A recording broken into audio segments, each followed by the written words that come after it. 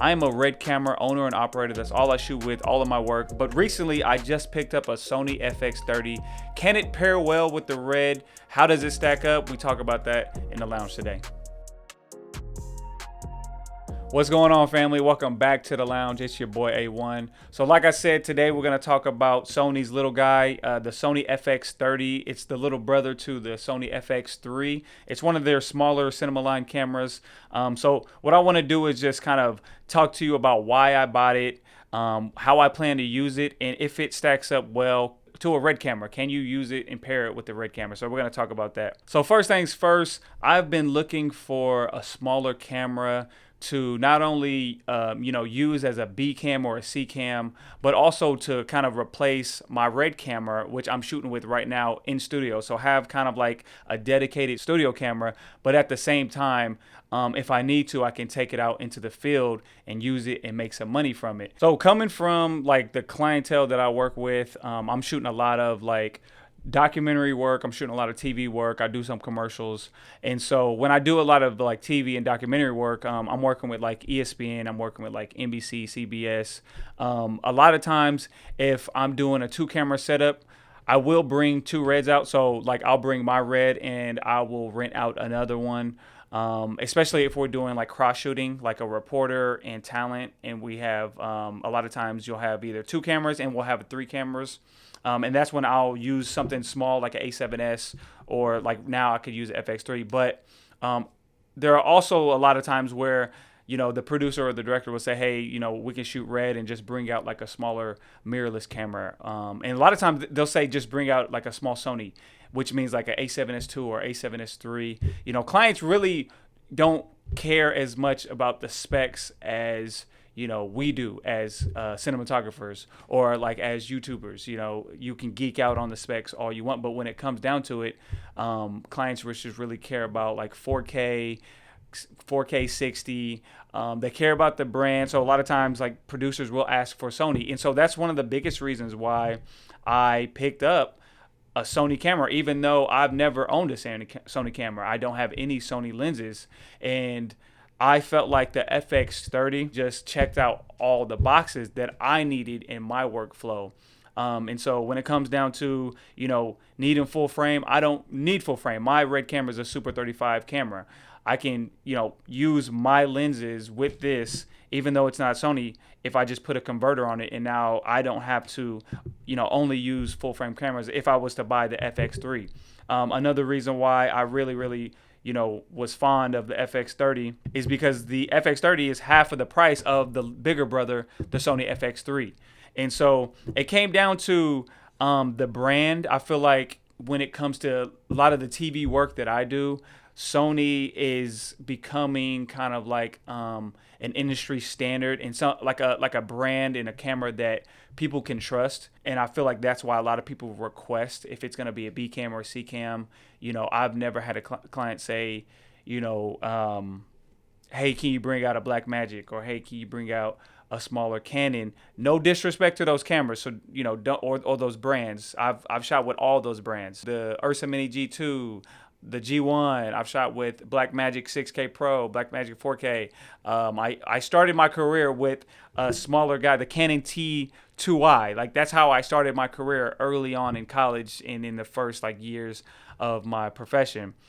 However, it just seems like Sony is just kind of taken off when it comes to giving the people what they want. And providing a really good image, but also the codecs and the low light capabilities. And if you can get all of that at a very affordable price and in a small package, this is why I picked up the FX30. And it just works really well with my workflow. Also, one of the best features for me that I'm not used to, because like I'm coming from using Red a lot. I'm coming from, I had a Canon C300 that I used to own. Something I'm not used to is autofocus. And so I'm excited about the autofocus when it comes to like putting this on a gimbal, but also in the studio. Like when I'm setting up for like YouTube content and Patreon content, I'm having to like bring my wife in and like focus, and then I sit in, or putting like a C stand or a stand like right here, and getting the focus just right. I'm excited about the autofocus, man. And so I'm getting like back into the mirrorless game. I haven't had a small camera like this since about 2014, so I'm excited. There's so many features for me that a lot of people are like used to by now, but like I've never kind of taken advantage of some of the functions that these newer cameras have, like these newer smaller cameras. So that's a game changer for me as well when it comes to my workflow and when it comes to studio work. Another way I plan on using this camera, not only as a dedicated studio camera, a B or C cam when it comes to like my TV and documentary work, but a gimbal camera. A lot of times when I'm doing sports work, I'll bring my Red camera, and then a lot of times I will rent out a gimbal camera for B-roll, for not only the price, but for the form factor. It just makes a lot of sense, and I can use this in a lot of cases for my workflow. So right now you're looking at the B cam, and this is the Sony FX30. And so the reason why I'm not doing a side-by-side comparison with the Red is because you can't really compare the two. I'm comparing it in like a real life situation of how I'm going to use the camera and how I think other people can and should use the camera. And so how you could use the camera is for a dedicated B cam or a C cam, and how well it cuts together when it comes to, putting it next to a Red camera. And so that's why I'm doing, cutting to the A camera, and then you could see the quality of a Red. Right now I'm shooting on ProRes 422 HQ. And then on the Sony, I'm shooting on I think it's XA. I'm still new to Sony, so I think it's XAVC SHD 1080. And so I'm shooting 2K here, I'm shooting 2K there. And this is kind of how I would shoot some client work. And sometimes they prefer 4K, sometimes they don't prefer 1080 for the file sizes. But I have that capability, with the FX30. I can shoot 4K. I can shoot all the way up to, I think, 120. But in real life situations, I would shoot up to 4K 60 to do slow motion stuff on a gimbal.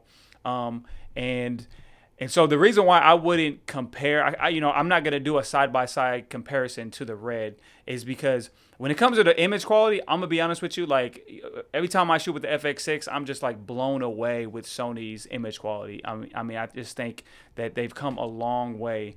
And sometimes I think it looks better with my Red, but at the same time, they're two different tools. And so when you're thinking about something like a FX30, the image quality, I just need the image quality to be good enough to pair and be close enough to the Red on shoots, because that's how I make my money, and clients will buy that. Like clients will accept that, if that makes sense. But when it comes to comparing cameras, I was talking to a client just recently, and he was telling me, he was asking me, how well does for example, we were shooting with the FX6. How well does the FX6 compare to the Red? And I told him basically image quality, bar for bar. Sometimes the FX6 can spit out a better image, but that's when I'm shooting like ProRes, like 422. Now, where Red really like kind of excels is in its raw capabilities. The codec is almost second to none. The image that you can get with the smaller file size. And so if I'm shooting like a commercial, I'm gonna shoot. I'm going to shoot at a higher compression rate on my Red. So 4:1, 7:1, that's a very high compression rate where you're going to get a really higher quality image. Your highlights are going to be smoother. There's not going to be a lot of like gradient in the skyline.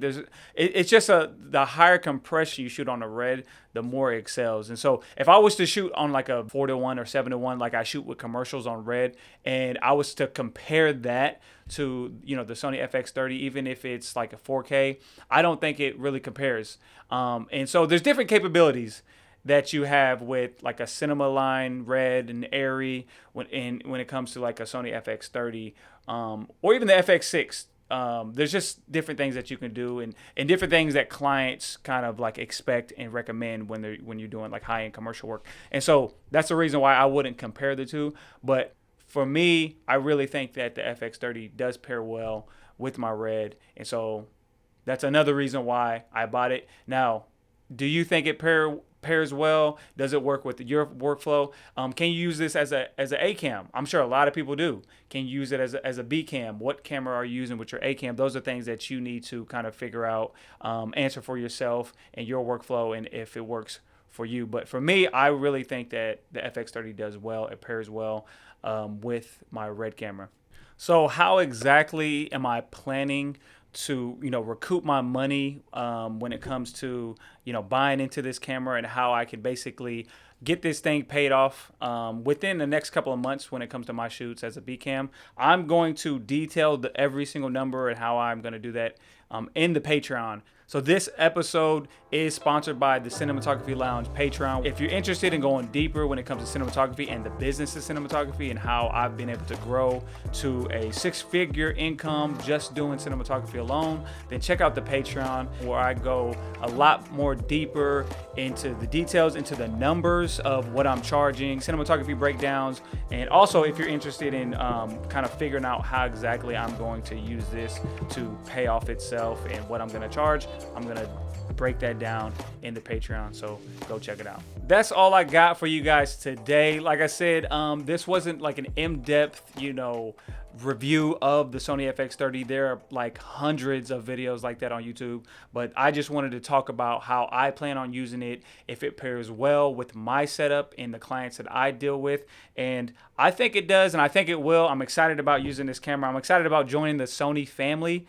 I feel like I don't know, this thing is just sexy, man. Like this, I just been like giddy about, just ever since I bought this. So I'm excited about this. Let me know if you guys have any more questions about my setup and how I plan on using this camera.